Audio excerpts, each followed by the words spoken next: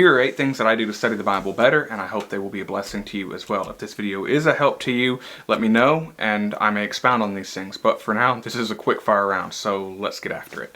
Number 1, the attitude in which you approach the Bible is largely going to determine what you get out of it. If you approach the Bible with a know-it-all mentality or with a proud spirit, then you're likely not going to get very much out of it, because God resists the proud, but he gives grace to the humble. So if we'll approach the Bible with a humble attitude, saying, God, teach me, I know you have communicated yourself to me, and I need your help to understand what you're communicating, then we're probably going to get a lot more out of it. Secondly, take your time.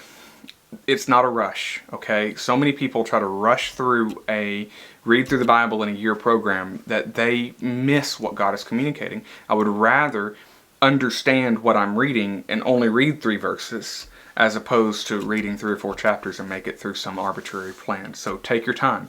Number 3, context. Context.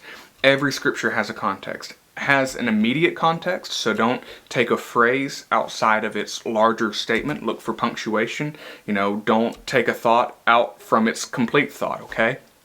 Also, every passage of scripture has a greater context of there's a human author that God is using to write these things. There's a specific time that this book is being written. There are circumstances surrounding that. So trying to understand those things will be a help to you as well.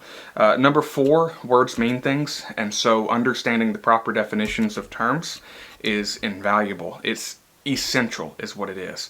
If you're like me and you're using a King James Bible, a Webster's 1828 dictionary goes a long way. Yes, you can do word studies in the original languages, but having a good dictionary that accurately reflects the definition at the time of translation will be helpful to you. Number 5, look for grammar. Prepositional phrases are so important in Scripture. They communicate the who, what, where, when, how, and why of God's message. And so just because a phrase is small doesn't mean that it's not important. Understand the grammar.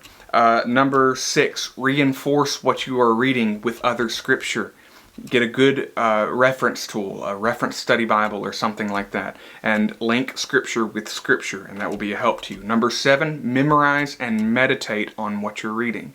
Think about it, okay? Commit it to memory. Hide it in your heart that you might not sin against God.